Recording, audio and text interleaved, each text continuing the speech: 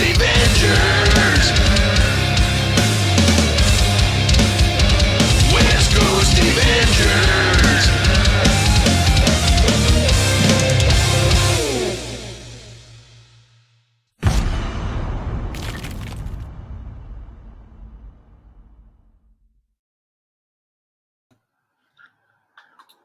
West Coast Avengers, the guy with comic books, and stuff. Hi, what's up, everybody? It's another episode of SunDAVE. Sit down with Dave. It's in the name. And that's the end of the episode. Tune in next week for more songs. Good evening, everybody. Good evening, all of you. All 0 of you, all 1 of you, all 2 of you. So it is 6:30 p.m. in the northwestern quadrant in Washington. I got home from Idaho roughly 90 minutes ago, maybe an hour, 2 hours ago. Now you ask, what was I doing in Idaho? I was celebrating my birthday. Yeah, I turned 43 yesterday. And what a way to celebrate my birthday, but to take a road trip out to Idaho to see a collection of comics and meet a good friend of the channel for the first time. And that would be my friend Jim. Jim, right there. Jim Healy from Sandpoint, Idaho. Greetings from Doug and Jim. Nice to see you. I left your humble town just a mere 6 hours ago. And what was I doing in Sandpoint to visit Jim Healy and Doug? Well, Jim is a fan of the channel. Jim is a watcher and a supporter of the West Coast Avengers YouTube network. And Jim had contacted me. Thank you, Mr. No Love. I'm feeling the love for Mr. No Love. And Jim had contacted me, and we're gonna elaborate upon this. There's gonna be several episodes about this, featuring footage of the collection and digging and all that. But long story short, Jim had contacted me, and we had started talking about comics and his collection and my collection and knowledge and all that. And it culminated with this visit to Sandpoint, Ohio, to help Jim move his comic collection on to bigger and better places, people's homes, loving homes, not just mine, but yours. And that's going to be a lot of there's going to be a lot about that in the next coming weeks. But I just got home, so we're going to make this a shorter episode. I can't see myself going past an hour, maybe an hour and 20 minutes. Is everybody good? They can hear me. They can see me. I'm very pasty white under these lights. I'm looking down at myself, but I'm really looking in here. But first, let's go through some things. I want to say a couple of words. Well, first of all, thank you to Jim. Thank you to Jim and Doug for hosting me and Joe. Joe came with me. If you're not familiar with Joe, he's in the credits, the opening credits, going, "Hey." Anywho, I did make it a point. Hello. What's up, guys? I did make it a point to go see Black Panther, Wakanda Forever on Thursday, and I will give you a very, very brief, spoiler-free little just comment on it. And first off, it's the best movie that Marvel has put out yet. It is the most emotional movie Marvel has put out yet. It is the most action-packed Marvel movie they have put out yet without being only an action movie. It is a beautiful send-off to Chadwick Boseman, and I would give it 8.5 to 9 stars out of 10. Namor will be your new favorite MCU character by the time you're done watching that movie. And I think next week I'll do a little bit of chat about it. Maybe I'll invite some friends on to talk about the movie once people have had a chance to see it, but no spoilers at this time. But I will urge you to go see it. It's amazing.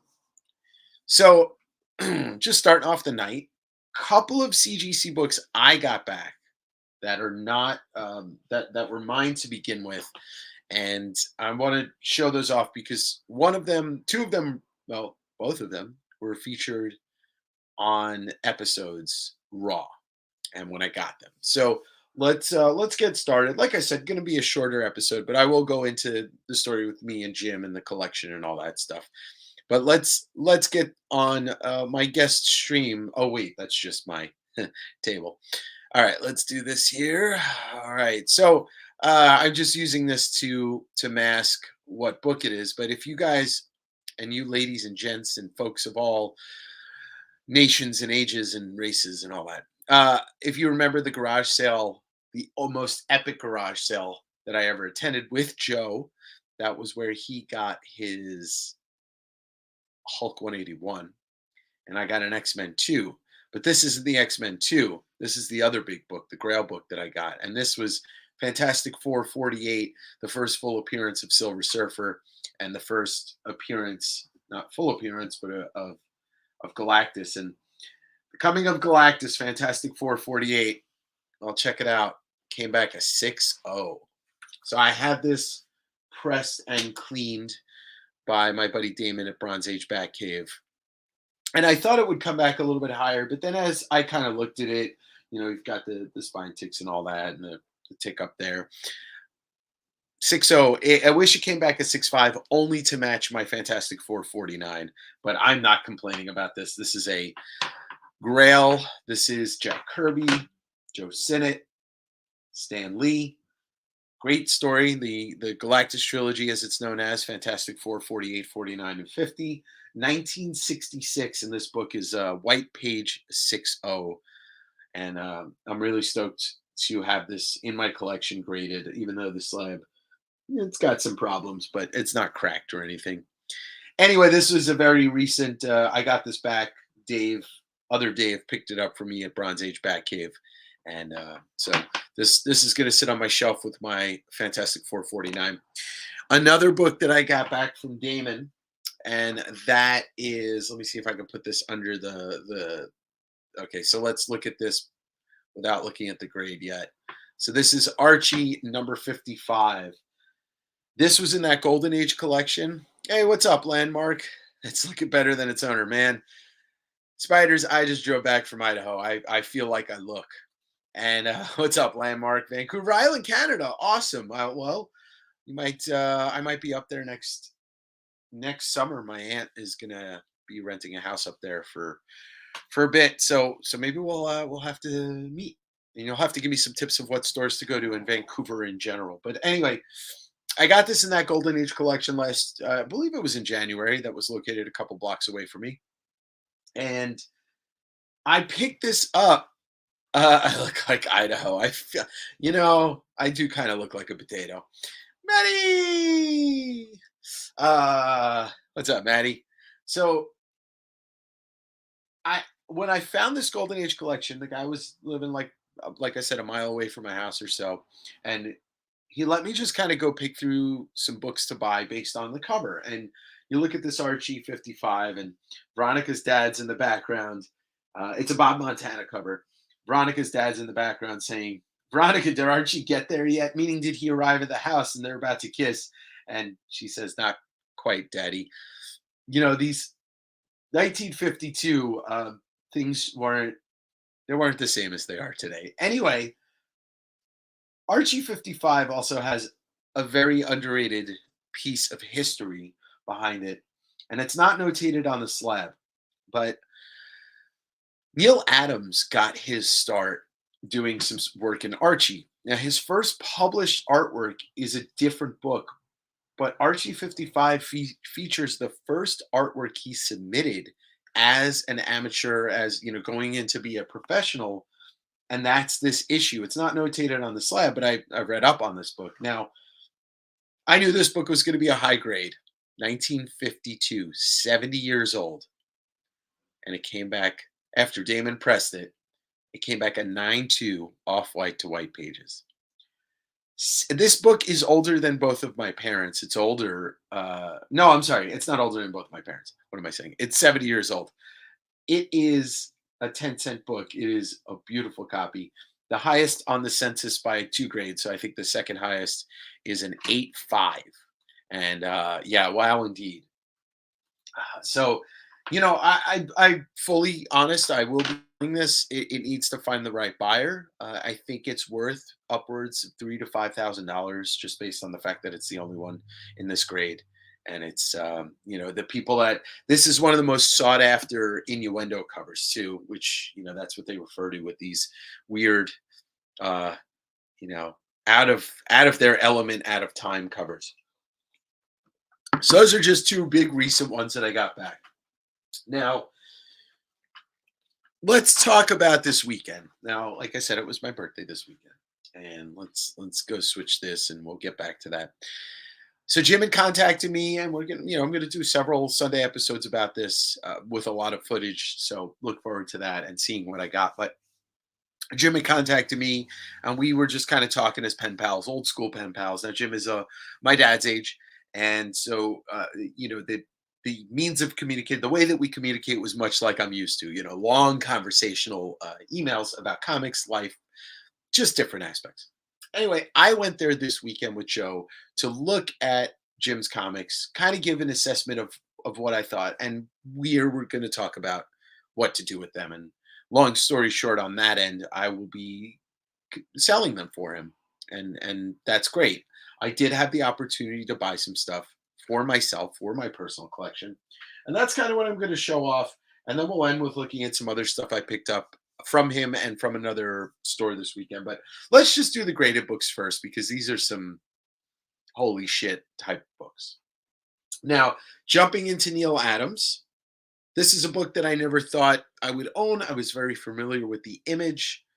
I did not expect to ever have this. A 7-year-old book over an 8 is fucking incredible. That is 100%. I have two 7-year-old books over an 8 right now with a potential of having some more from that same collection once I grade them. Um, let's just look this one right now. Batman number 227, one of the, if not the most classic Neil Adams cover in a 7.5. Uh, so Neil Adams, and I'm sure you're all familiar with the name, but Neil Adams got his start after Archie doing a lot of horror books. Hello, yeah, exactly. Hello, and so the reason why this book speaks to a lot of people that are Batman fans, and I can honestly say I've never read the interior of this book, and this is from Jim's collection, so it's already slept. But this is a Batman horror book. The demon of the ghost, Gotham's mansion, just the Phantom Batman in the background looming over what looks like somebody from maybe a Phantom Stranger book running after this woman with two wolves. It's got a Robin backup story, hanging panels classic cover, and this is the homage to Detective Comics 31. But Detective Comics 31 doesn't look as stylized for a 1970 book as this does. And this is, the end of the Silver Age, this is the beginning of the Bronze Age. But I saw it, and I don't think you need to enjoy Batman to love his Batman. That's 100%. It is a piece of comic book history and a beautiful thing to its own. The Neil Adams Batman covers, especially because in the later times of Adams' run on Batman, you would get a lot of these images that were used on pillowcases, pajamas, T-shirts, cups, all that type of stuff. His art is the beginning of the marketing of Batman and the beginning of like the mainstream love for Batman around the world. Yeah, it's superimposing the images, using a lot of zip, using a lot of different techniques that make it look different. So this is a 7.5 cream to off white. I will be selling uh, I think I have a 6.5 or a 7.0 from this collection in the near future. So that's something to look forward to if you're looking for this book in a semi-high grade and not a lower grade. So let's get the next book out. Let's see where I want to go. Okay, let's stick with DC, and then we'll do a Marvel, and then we'll do some of the craziest shit you'll ever see. Um, was not aware of this book until this weekend. So this is Superman's pal, the new Jimmy Olsen. So it's 137. But what's cool about this? Jack Kirby and Neil Adams cover. Jack Kirby interior, Jack Kirby, Vince Coletta art. So Jack Kirby writes the story, and you can see on the top, Kirby brings them all together on the last day of the world. I didn't know Jack Kirby ever did anything with Superman. I knew he did some Jimmy Olsen. I knew he's done tons of different DC characters, especially the creation, the new gods and all that stuff.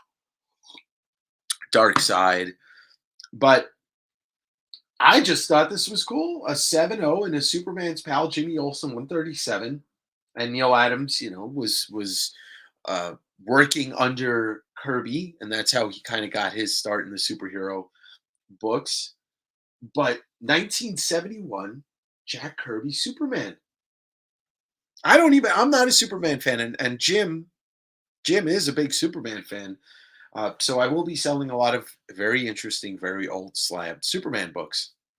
And this, just as a standpoint, as a Kirby fan and Neil Adams fan, I couldn't ask for more. I mean, sound off if you knew this existed, because I surely didn't. And it's a beautiful thing to see something, a piece of comic history that's not far off from, I was born in 79, so this isn't far off from my life, but I was not aware that good old Jack Kirby, the king, had done a Superman book. Okay, so some of you might have seen some of you might have seen my Instagram post this weekend. It actually got a lot more traction than I thought it would in my stories. But I posted a photo of a few of these slabbed in a 9/8 newsstand. But that's a Secret Wars #8, the origin, the iconic origin cover of the black costume, and that is a 9/8 newsstand. Let me see if I can get this. This will come off. Cool. And wow, so it's not honestly, for me, the black costume is not as iconic to me with Spider-Man wearing it as much as it is for Venom. So the McFarlane era, yes, Eddie, I like it too. The McFarlane era kicks off my love for the black costume with Venom. But that being said, I always thought Spider-Man looked cool in the black costume. And this cover, you got your jazz hands, Spider-Man, Mike Zeck cover, Jim Shooter story, the first big Marvel crossover, the first big event in comics. And it's not every day you have a chance to pick up it's not every day you have a chance to pick up one of these, let alone like 12 of them. And so once again, these will be for sale in the future. So don't worry if you're looking for one. You can always reach out and we'll talk. Seth, that is the Bob Fosse cover. Yeah. Flush Jackson in the house. Flush Jackson, how you doing, my friend? We're just going over, for anybody just joining, and I know there's a couple of you just joining. Long story short, I was in Idaho for my birthday this weekend with my good friend Jim Healy, a friend of the channel, and I brought home his collection that I will be selling over the course of, I don't know, the next 5 years. And there's a lot of amazing books, but I'm just showing off the stuff that I bought for myself, which includes, if you didn't get to see this, that's the Batman #227, the iconic Neil Adams cover in a 7.5, and a Secret Wars 9/8. That's a 9/8. Okay, so before we get into these, let's go into just a couple of books that I bought at a antique mall with my buddy Joe in Post Falls, Idaho. Spiders. So not all the books are slabbed. I brought home a metric fuck ton of long boxes of great ungraded books. So there will be a chance to obtain some raw books. It's not just graded books. Just Jim got into really slabbing some of these books as kind of like, a hobby. He sold some stuff that I was not, this was before we started talking. Honestly, there's a great story behind how we started talking, but that I'm going to save that for next Sunday. A metric, metric, exactly. So this I bought at an antique mall in Post Falls. It's a little bit beat up. It was $3, but it's a House of Mystery number 213. And why did I buy it, folks? That is a. Let's see if I can get more light on these books. There we go. I think that's going to be better. Uh, this is a Bernie Wrightson cover. I didn't get a chance to look at the interior. I buy them when I find them, and then once I can get a better copy, I swap it out. But I think there's always a little bit of a nice thing to buy beat up horror books because they look creepy and they look creepy when they're beat up. But let's just take a look through this. I see a Sergio Aragones, even though he was, more associated with Mad Magazine and Grew, but that is a Bernie. Yes, that is a Bernie. More associated with Mad Magazine and Grew, he always did stack up stories in House of Mystery, and they were usually Cain and Abel stories. But I'm just looking to see if there's an actual Bernie interior, because Bernie would usually do the covers but not the interiors. This looks like it might be Neil Adams, but I can't really tell because they don't always get credited. There's often uncredited stories, so you have to kind of consult the internet to see. Where's the feed? No video. Right?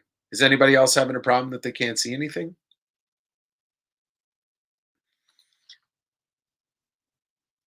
It's the same with Adams. I'll buy him beat just to get him and read them and learn and analyze and upgrade. Yeah, exactly. Ray, I don't know if it's me. It might be you. It's not me. It's you. I swear it's not you. It's me. All right, so it looks like there's no Bernie on the interiors, but that's okay because all right, so maybe hit the reload button on your browser and see if that works because everybody's saying they can see me. But a cool Bernie Wrightson cover. I feel like I might have said Bernie Sanders before, which is okay because I love Bernie Sanders. All right, so next up, I was at we stopped at Central City Comics in Ellensburg. Ellensburg is Central Washington, home of former and late great singer Mark Lanigan, Screaming Trees frontman, and also member of Queens of the Stone Age. I've been to Central City before. Owner's really nice. I forget his name. It's like Ian or something. But I picked up this Batman, and as soon as I saw it, I was like, oh, okay, this is cool. It's cool Mike Grell story, but what did I really buy this for? Oh, look at that. A 1977 Mark Jeweler variant. And it was a $15 book. The guy knew about Mark Jewelers, but I thought I thought it would be cool to just, add this to my arsenal of Mark Jewelers. I have a short box that's half full of them. So, something like this, even if I sold it for $16, I would be happy just adding it to my arsenal. Yes, my obsession with cheap jewelry. Look at it. Love is the answer. Love, love, love. Anyway, I just thought that was cool. I'm always on the hunt for Mark Jewelers. Yeah, exactly. Load up my. See? Yeah, Grell. I mean, it's Mike Grell. Mike Grell's awesome. Zodiac rings. Maybe I'm the Zodiac killer. Maybe I am.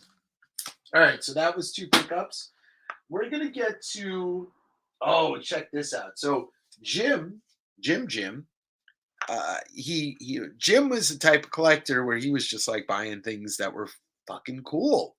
And let's show you one of the coolest things that I took away from his collection this weekend. And in cool, I mean super rare.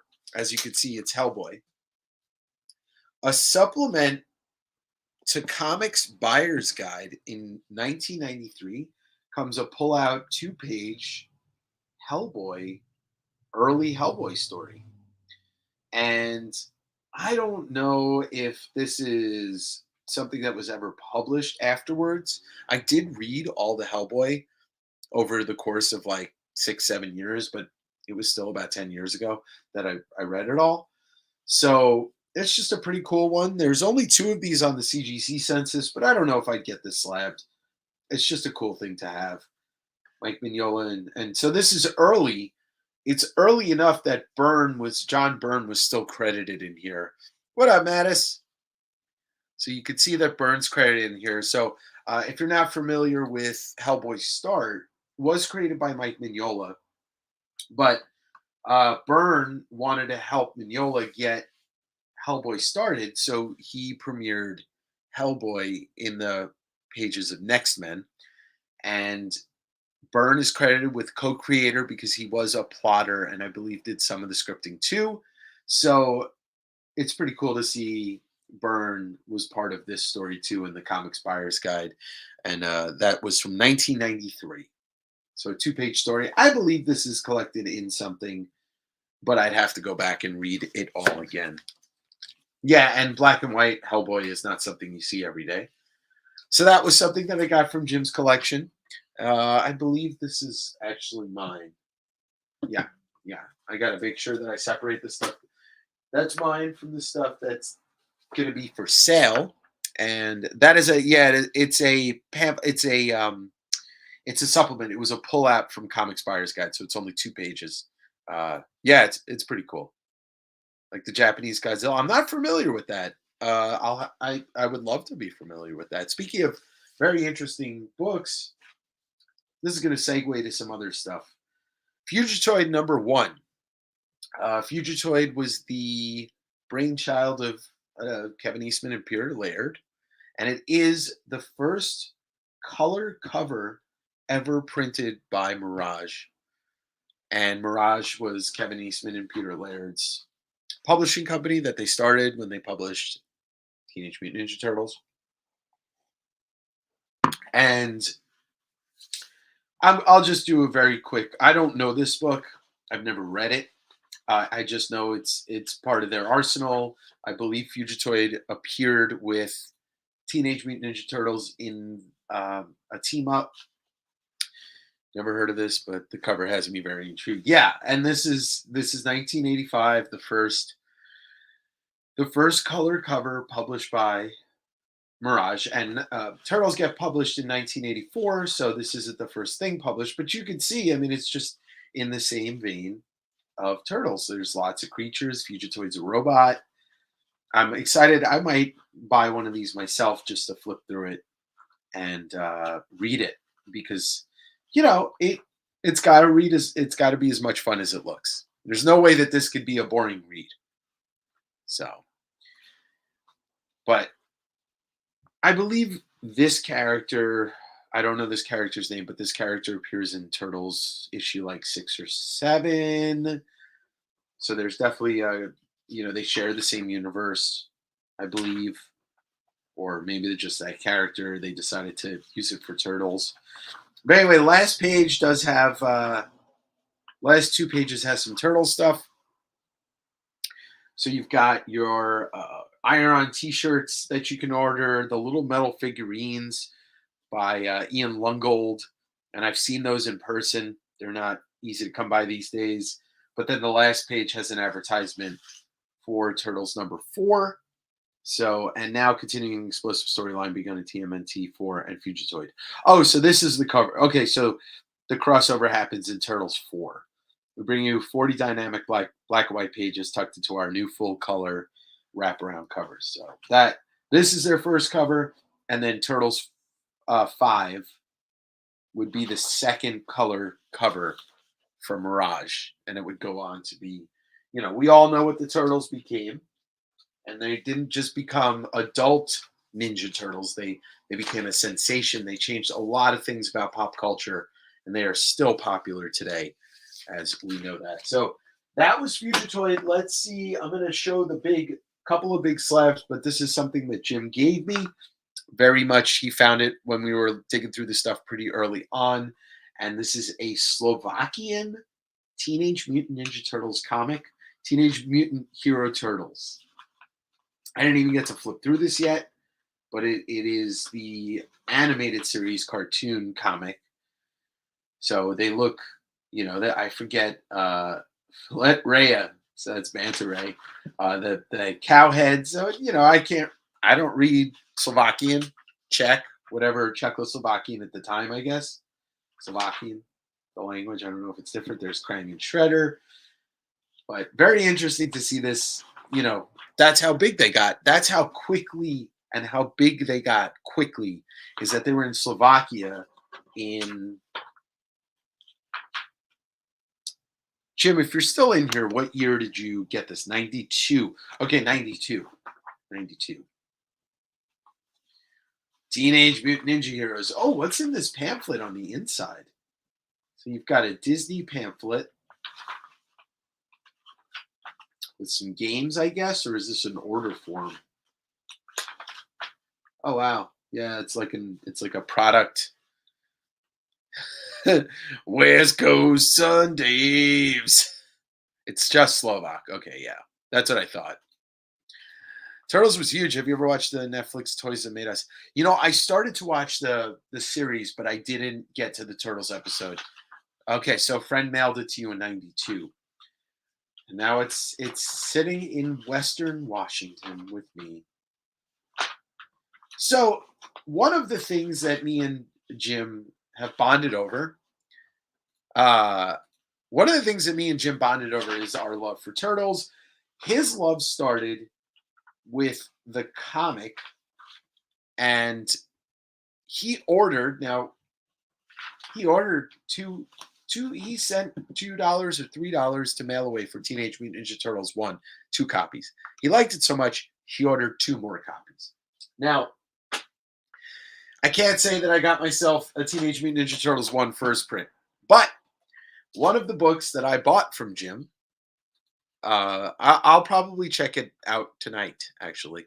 One of the big books I got for myself as a placeholder until I eventually buy a second print or a first print,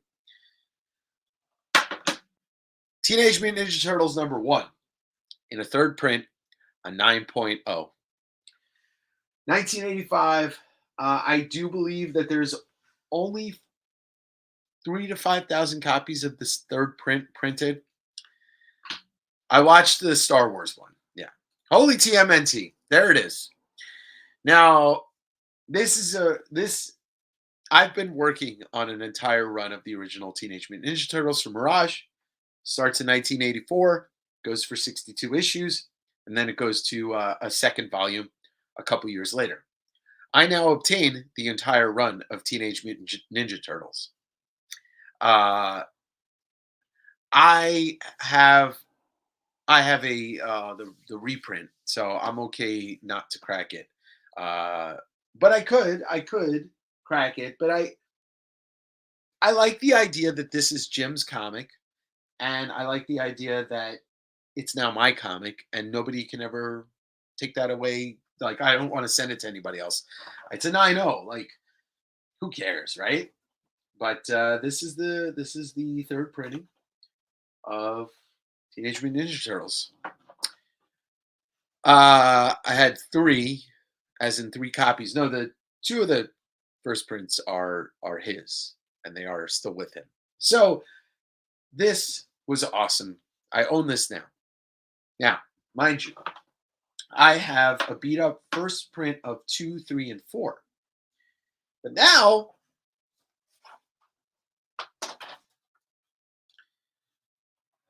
I have a number 4 first print in a 9.8. A root doo doo, a root doo doo, a fucking 9.8. This is insane. This is wild. Like, this cover is simply sublime. It's the color cover. It's only 2 colors, but it's the color cover, and it is a 9.8. A root doo doo, a root doo doo. Well, I guess this means I can sell my beat up copy of this. I mean, and it's funny, they're spacious, yeah, but I mean, what are you going to do, right? So the funny thing about me and Jim talking about Turtles is he gets into the Turtles on issue number 1. It's 1984. I'm barely 5 years old.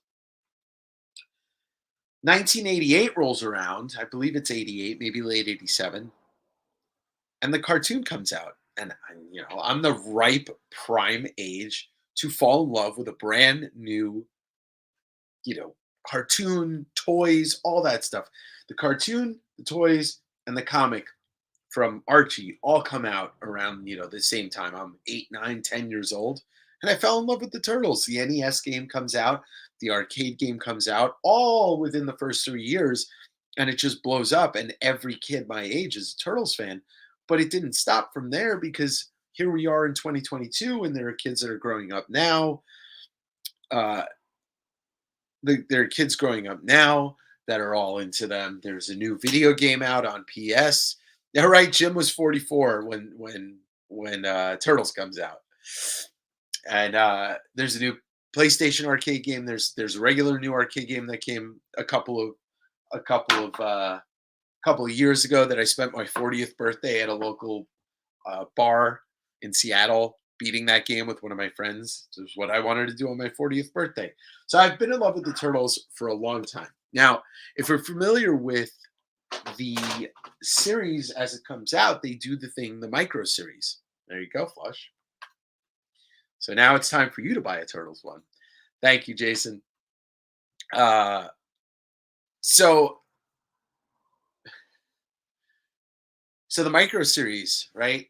Michelangelo one, the Leonardo one, the Donatello one, which is the Jack Kirby tribute issue, and then there's the Raphael one. Now, I've never been able to find a raw copy or a graded copy that I was able to buy of the Raphael solo. Now, what is the Raphael solo? It's the first appearance of Casey Jones. And because Jim had a few of these, I PC'd, as they say, I PC'd a 9/6 Raphael one shot. And that is the first appearance of Casey Jones. The baseball bat in the comic, in this cover, the baseball bat wielding street vigilante, but he's the hockey stick wielding vigilante in the cartoon. Love the arcade as well as the NES game. Would love to get the comic based upon the cover for the Jason. I managed to find a couple of those this year, and I traded one to my buddy Maddie, and I kept one for myself because it's so iconic. But this, a 9/6 white pager of the first appearance of Casey Jones, Raphael one shot, arguably the hardest one shot. Well, it is the hardest one shot to get because this one was this size. The other three were comic book signs. Flush, we can invent a time machine and go back and order 15 of them each. The latest game that came out of co-op is a blast. Yeah, I did download it on the PlayStation. I haven't played a co-op with anybody, but I guess I'm going to have to soon. 3.0 came back on the raft. We read it a bunch. Yeah, it's a shame. I have to find. Jim might actually. I have a long box of Turtles that he gave me. If the Raphael second print's in there, I'm gonna buy it and read it myself because I've never read it. So that was just the tip of the iceberg of the slabs that I got from my PC, and that the slabs that I got, there will be plenty for sale in the future. Like I said, this is gonna be a shorter episode. I'm a little exhausted from the drive in the weekend, but still got at least a half hour in me. Um, Shredder's recently played Shredder's Revenge. It's such a blast, man. Have you guys played the arcade one that came out like about 4 years ago? I don't know if that was called Shredder's Revenge 2, but it's big. It's a big arcade cabinet that's got like subwoofers and like a great sound system. It's really loud. But I played the whole thing. I pumped, I don't know, it was probably like $15 into it with my buddy, and we played it and beat the whole thing. It was fantastic. But Turtles, like that's the thing we all have. Mm, that's really funny. Flush, if you have a PS4, I'd love to play with you. We don't even have to headset and be like talking or anything. All right, so amongst the comics and the slabs and all the stuff that Jim bequeathed to me, I just got a bunch of magazines, and I wanted to flip through two of them And then, oh, well, first I'm going to show off this that I bought from my buddy Berserk.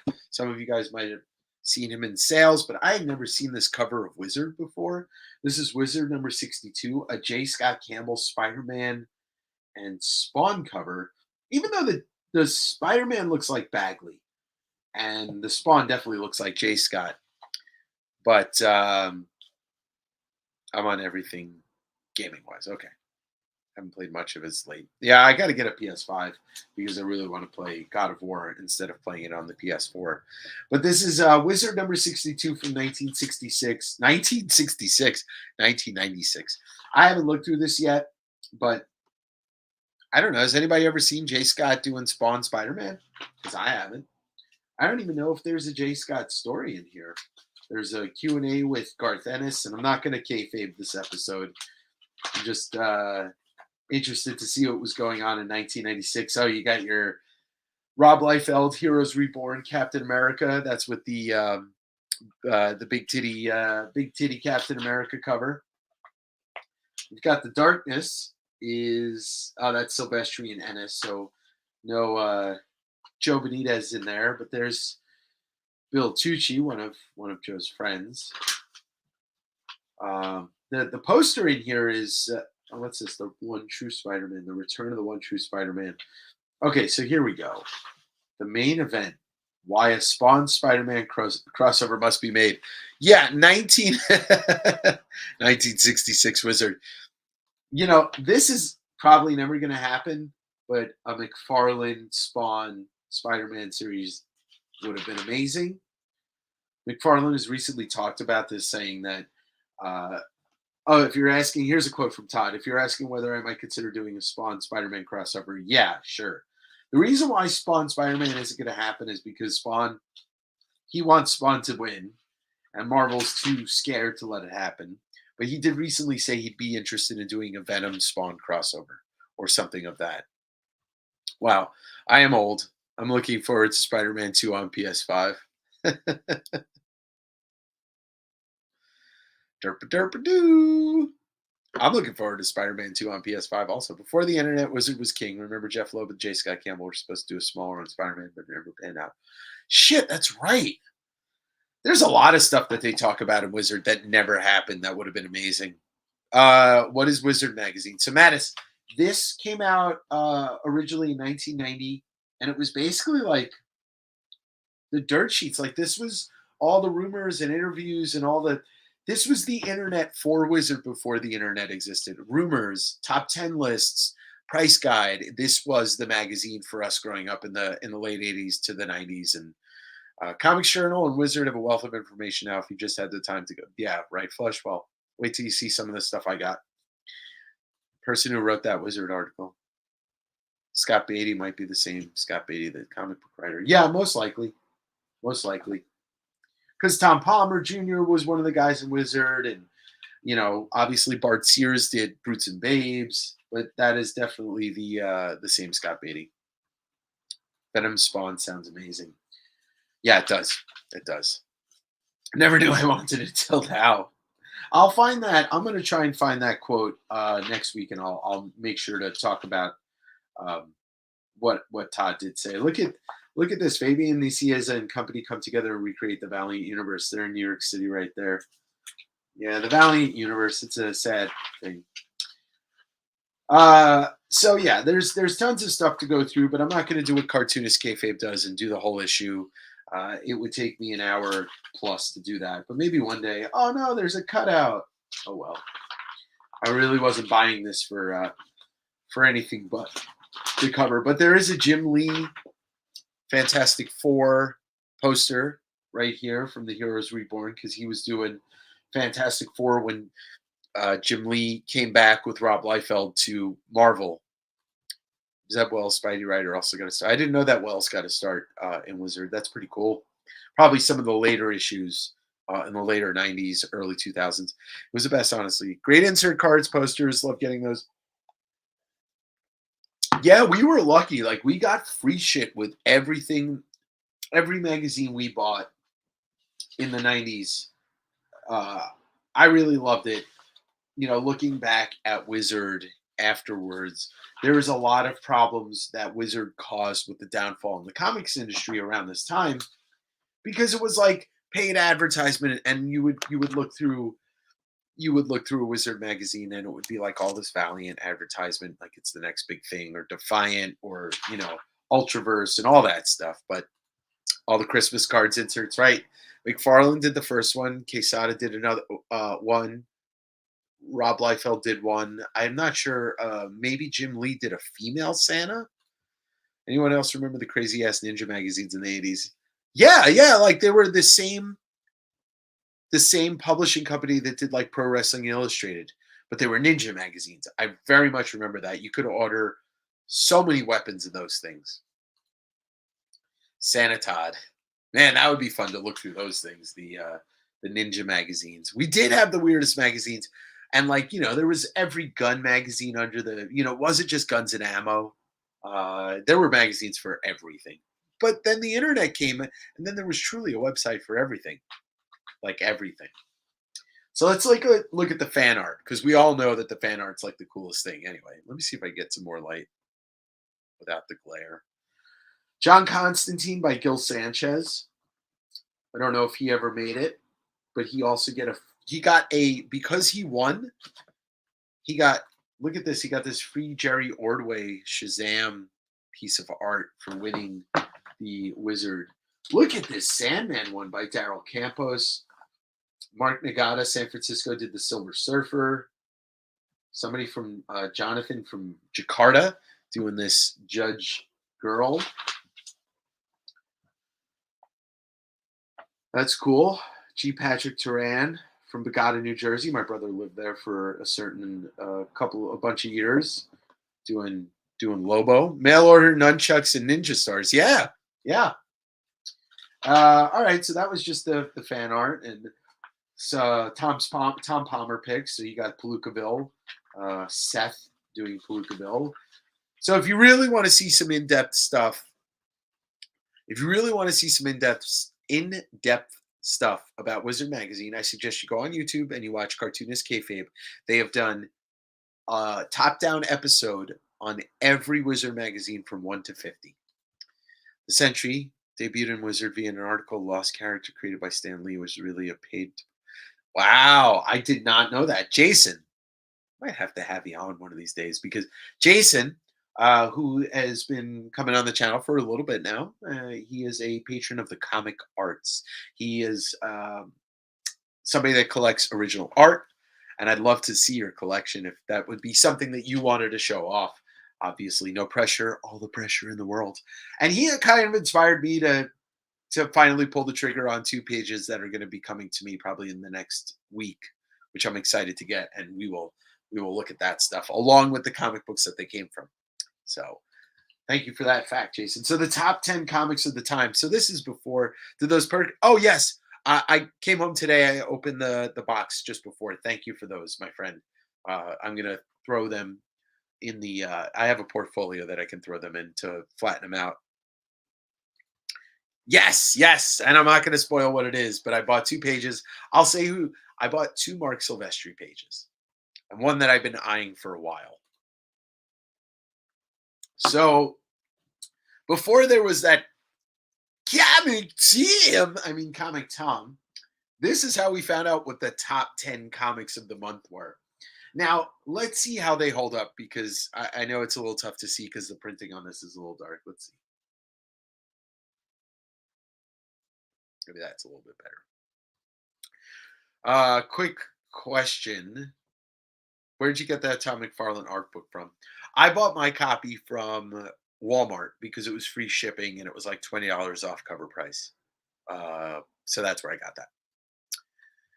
Yes, I can't wait to see them in person. Awesome. Awesome, Jason. We'll set something up in the coming weeks. All right, so here's your top 10 comics of what month? October 1996. Preacher, number 1. Hell yeah. Preacher is one of the greatest comics of all time. Joseph Michael Linzer's Dawn, number 1. Wolverine 100, where we realized that Marvel was really fucking us, like completely fucking us. And that was when the adamantium was rebonded back to Wolverine. Naj posted that ASM 300 page for sale for 5 million. Should we make a GoFundMe? uh, yeah, I don't think that's. I'd rather get. There's a couple other pages out there that I'd love to own, and if I was able to do that right now, I could pull the trigger on a cover. Is that Dawn by Sirius? Yes, that is Dawn by Sirius, which is not where it started. I forget where Dawn started. That is Dawn number one. Oh, the cover. So I recently saw, not like in person, but from a distance behind some glass. I recently saw a cover for 301. I know where in New York it is. Witchblade number one is number four. So it's the good bad girl era, the good girl era of comic art, but the DC versus Marvel number one is pretty cool. So it's weird. It's heavy Ennis, two Ennis books, Hitman number one and Preacher number one, X-Files number one and two, which is pretty cool because that's where kind of Charlie Adler, the artist for Walking Dead, kind of cut his teeth, got his chops. He was the artist for X-Files. Kingdom Come number one, kind of the beginning of Alex Ross's like kind of reign at DC after Marvels had come out. And the next 10, Spawn number 9 is still on the top 20 list for image for Wizard, which is the first appearance of Angela. Hitman was awesome. Yeah, I do love that book. I read it a long time ago, but I it's been years. I went through a very long phase of Garth Ennis, reading Preacher, reading all his Punisher run, reading Hitman the Pro, and then starting to read The Boys as it came out as a new book. He's one of my favorite writers of all time. He got his teeth. There you go. That's it. He got his teeth. So I'm not going to go through the rest of this. It's the price guide. This is one of the things that really hurt the comic industry when you had like all this weird pricing, and they were pushing books that were kind of in line with the books that they paid for at the time. But let's look at one book that we all want to own at some point, I assume. I can't speak for everybody. But let's see in 1996 what they valued Hulk 181 as. First appearance of Wolverine. All right, we are here. Hulk 181. Well, okay, $460 for a raw copy. We'll assume it's mint condition. I don't know if you guys can see that. It's not going to be easy, but it's there. It's $460. And whoever shouts out the first book that they want me to look up the price for, I will, but I don't want to get stuck on looking at prices for books in 1996 via Wizard. I'll come back to that, but J. Scott gets the profile at the end. Look at young J. Scott. How great were those Glenn Fabry covers too? Oh my God, the Preacher Glenn Fabry covers, and then the Tim Bradstreet covers on Punisher. Like Ennis teamed up with the best guys, Derek Robertson for The Boys, and Steve Dillon for Preacher and Punisher. So that at this point, the final word, or the column with Todd McFarlane at the end, is no longer part of the magazine. But I still think he came back every once in a while to do it. You got your crossword puzzle, character profile on the dragon. The next issue is going to be a Witchblade cover, and Curse of the Spawn. So there's still advertising for Todd. Todd was a big part of this magazine back in 1996. $460 in 1996 is going to be $873.71 in 2022. The chances of finding a raw copy of Hulk 181 for $873.71 right now, it means you're getting like a 0.5 to a 1, maybe a 1.5. So that was Wizard Magazine number 62 from 1996. And that was a pickup from my friend Brian Berserk. All right, we're going to go through two other things at a leisurely pace, but probably only about 20 more minutes left in this episode, that I got from Jim. I did receive a big fucking box full of comics journals, comics journal, comics feature, and comics scene, and amazing heroes. So let's go through this one first. This is comics feature. I just pulled this one out because it's got a really cool pre-mustache Stan Lee cover. 19, let's see where we are here. We're in January of 1985. January 1985, comics feature Stan Lee talking about Marvel Productions, which was the early iteration of, what would become Marvel Studios, what they were trying to do in the 80s, which never really worked out. And you've got Stan on the cover with the Captain America shield, which they did a live action, but this is all about animation because it says animating for syndication. And so let's take a look at what's in this book. I didn't look through it. I grabbed it by the cover. I flipped to a couple of pages just to see if it was more words than pictures because uh, I didn't want to do something that was all text. This is a visual medium. This is a visual show. I miss Wizard. All right, I miss. Used to go to the cons, and now that Fan Expo runs and COVID hit, it's not worth going to. Um, the smaller cons are fun. I do miss going to the cons in the 90s to the early 2000s because they were, obviously more comic centric and the MCU hadn't existed yet, which is inevitable because like San Diego Comic Con started to help. Like Star Trek got big because of San Diego Comic Con. Like the movies and the TV show was helped along. Star Wars was helped along by San Diego Comic Con as well. But if you stick to the small cons, like Grit City was fun. Rose City down in Portland's a fun con too. I went to it a number of years ago. I will say, COVID hitting and killing some of the crowds, not the worst thing in the world. I went to Emerald City last year, not this year, but you could walk around the aisles. You weren't breathing in people's faces right next to them. So, not getting con sick. I've gotten con sick before, and it wasn't COVID, but it was before that. It fucking sucks. Animated antics. So you do a little He-Man article. The Stan Lee stuff's coming up real quick. So that's really what I wanted to flip through this for. Um, I want to elaborate on that real quick. I used to work in the comic book in a nonprofit in the comic book sector, and in 2019, I did in 3 weeks. I did Emerald City, I did C2E2, and I did WonderCon. And I was sick day 2 starting Emerald City and didn't feel better till I was in Chicago a week later. So less people at cons, I'm all for it. All right, so here's the story on Marvel Productions by Robert Strauss, and it goes into some, I'm just here to look at like the Stan promo photos because he's the greatest marketer.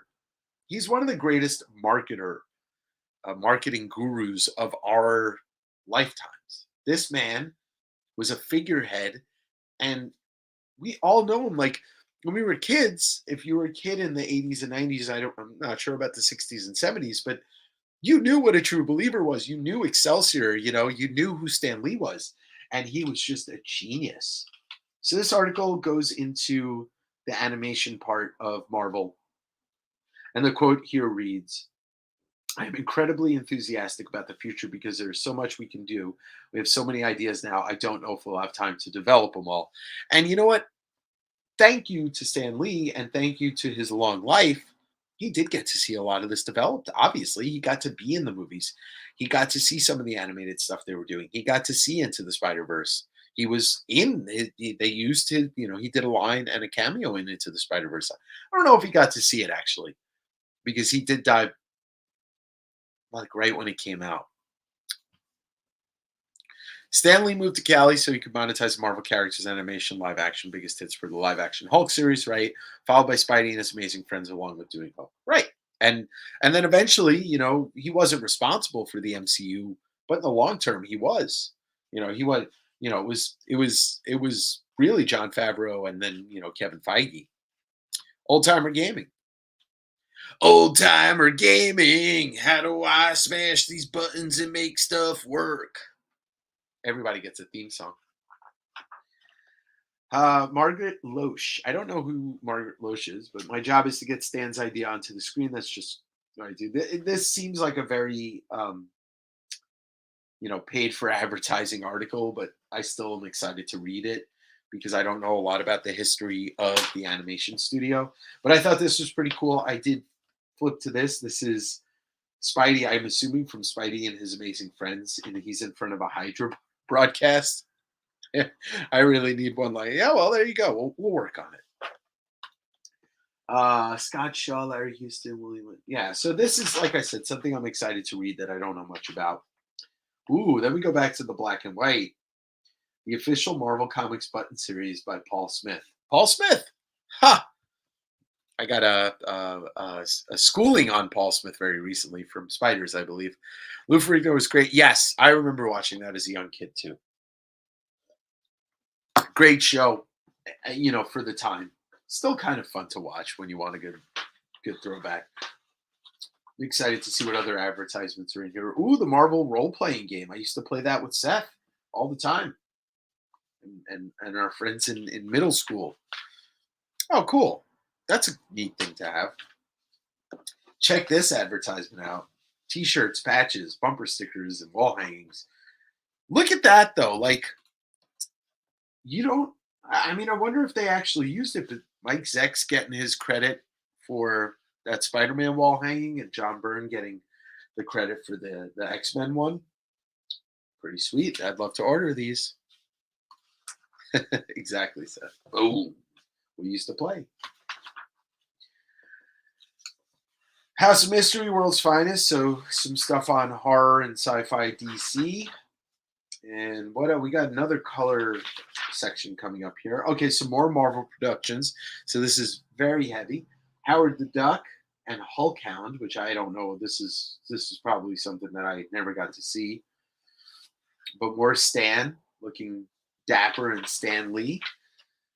Here's some stuff. Daredevil and the Lightning Superdog. I don't know if this was actually a show, if anybody could confirm or deny it. Yeah, the merch, man. I love it. I love it, Flush.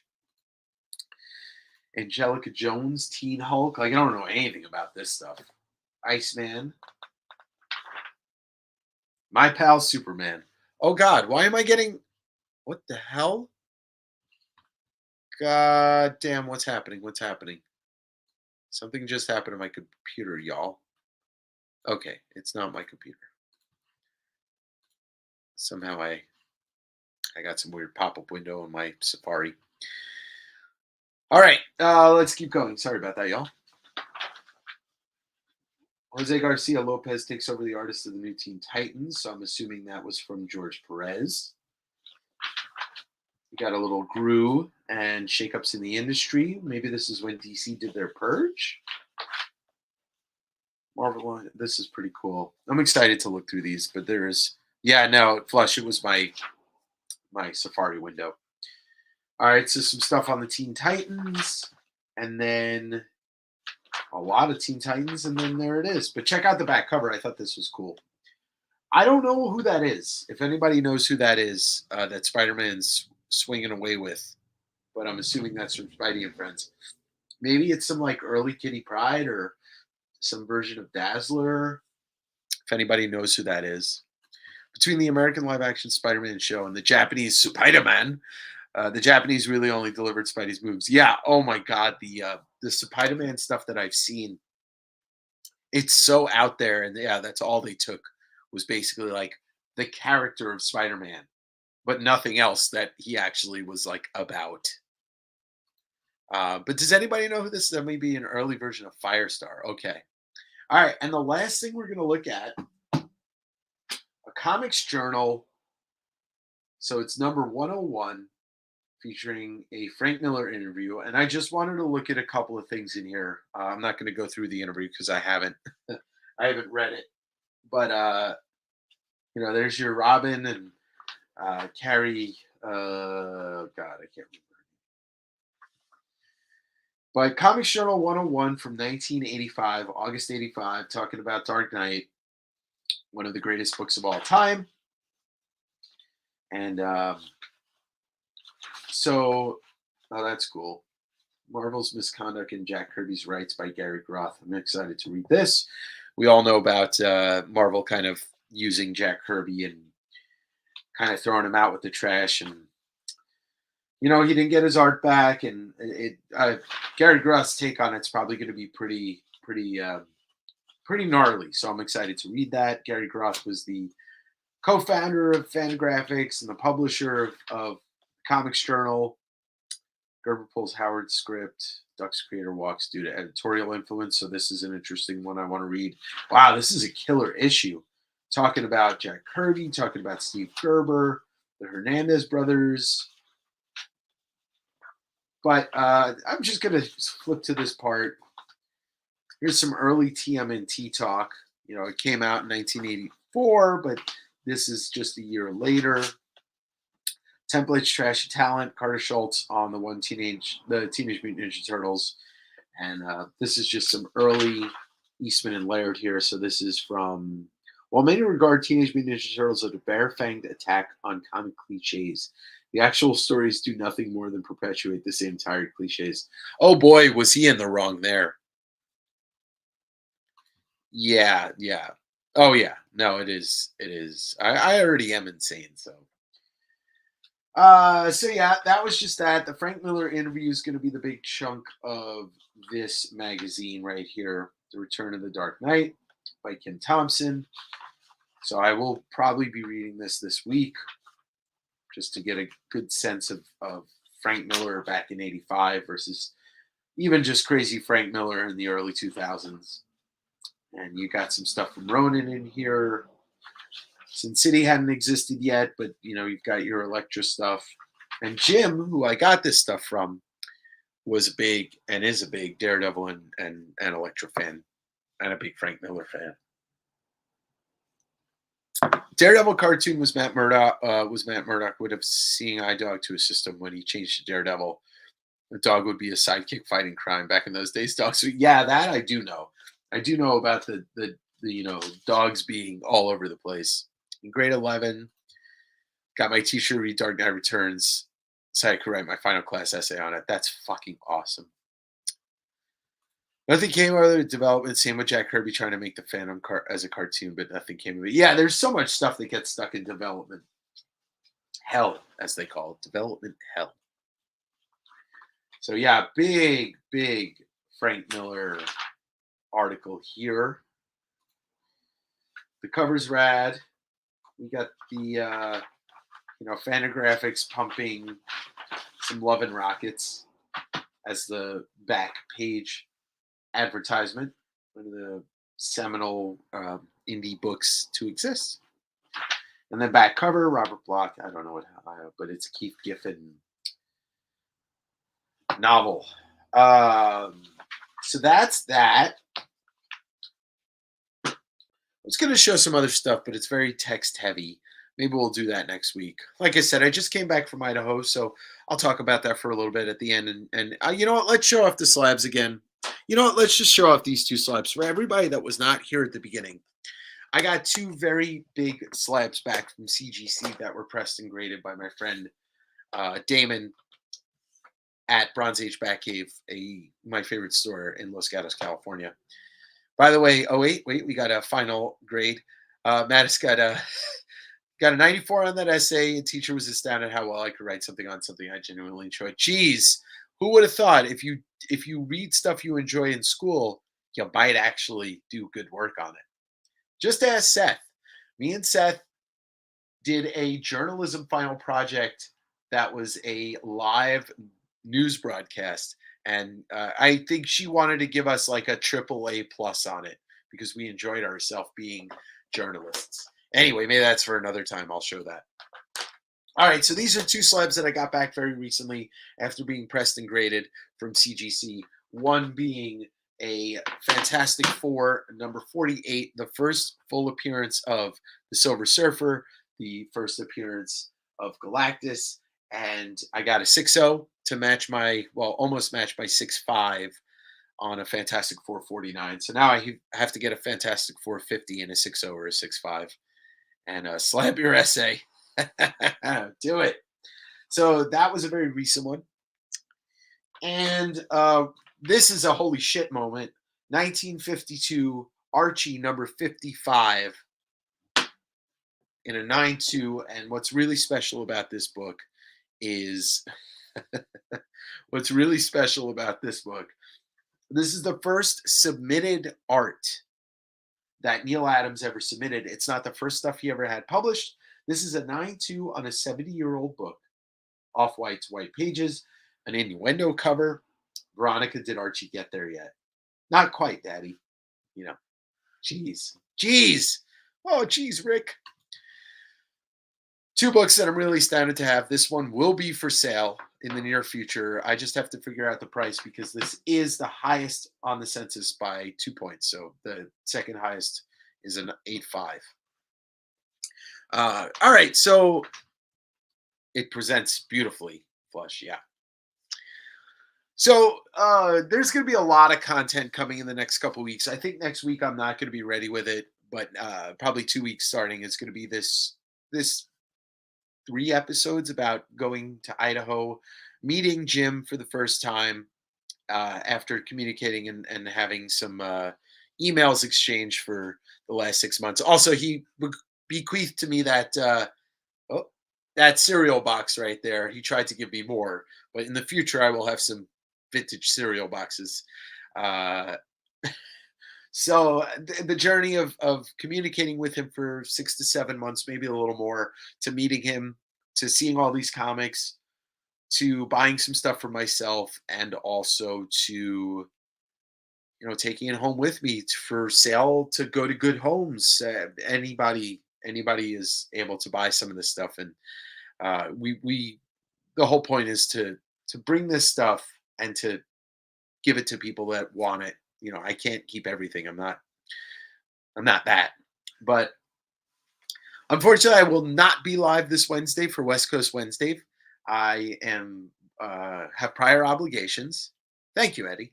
This is just the tip of the iceberg. Like, I have so much more to show and talk about and share with you guys. I will not be live this Wednesday. I will not be live next Sunday. So I'm almost, there will be a new episode next Sunday morning. But I appreciate you all for joining tonight on this short SunDAVE sit down. And, oh, Flush. Yeah, it is astounding. So stay tuned for some fun content coming and some very, very wild sales, some stuff to talk about, deep dives. Like I said, I have some original art coming. That's going to be my first big pickup. And thank you all for joining. Thank you, Jason. Thank you, Flush. Thank you, everybody. Derek and all these people that are here. And mostly, thank you to Jim for really, it was great to meet you too, Jim, and Joe. We had a great time. And it's not the end of it, because there's more to come after we get through this first round of treasures. I'm taking a day off. Yeah, you guys have to make plans next Sunday. There's a chance that I stream from my parents' house, but it's very unlikely. The setup will not be conducive to what I have here. But I am taking a day off. But thank you, everybody. Smash the like button on your way out. Don't hit it too hard, because then you'll break your computer. And I think I'm doing a whatnot tomorrow, but I may not do it. I'm exhausted. But and then don't forget, everybody go see Black Panther. I want to have a talk about it next week. So if you can get to see Black Panther 2, if nobody sees it, I'll still talk about it, but without spoilers. How about that? Yeah, there you go. Throw on an old Wednesday and pretend, and 55 more long boxes.